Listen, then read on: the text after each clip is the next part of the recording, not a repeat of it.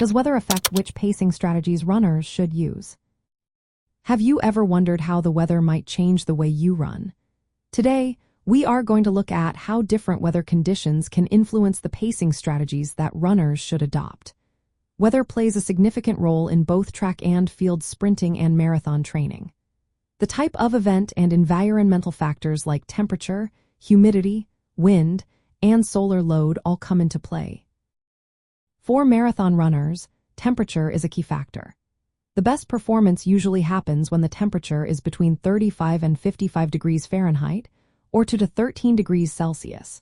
When the temperature rises above 65 degrees Fahrenheit, or 18 degrees Celsius, runners can see a drop in performance. This slowdown can mean adding 10 to 20 seconds per mile to your planned pace to avoid fatigue and heat-related issues. In hot weather, it is wise to start slower to conserve energy and adjust your pace according to the heat index, which includes humidity.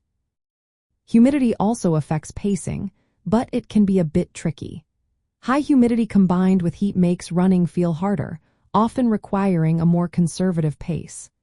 Some studies show that moderate humidity alone may not slow runners down too much, but when it is hot, it can make things tougher and requiring adjustments in pacing. Wind direction is another important factor. Many experienced runners prefer to start their runs or races facing the wind. This strategy allows them to benefit from a tailwind later when they may be more fatigued.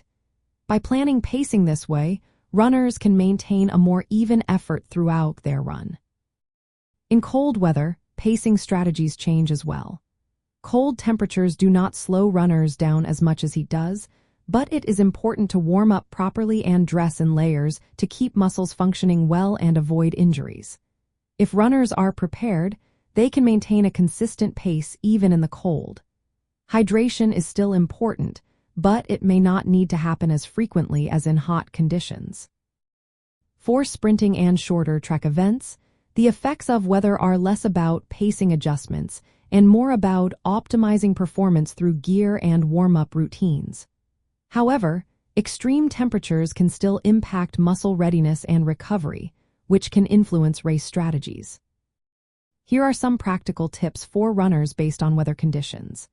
In hot weather, start slower than usual, increase hydration, wear light clothing, and focus on how you feel rather than sticking strictly to your pace.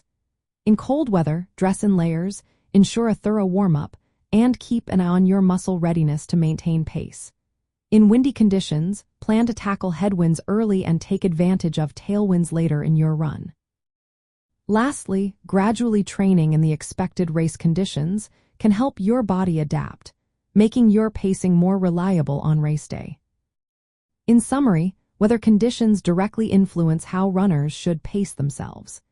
Heat and humidity generally call for slower starts and careful hydration, while wind requires strategic effort distribution. Cold weather needs proper preparation to maintain pace. Adjusting pacing strategies based on the weather can help runners perform better and reduce the risk of exhaustion or injury.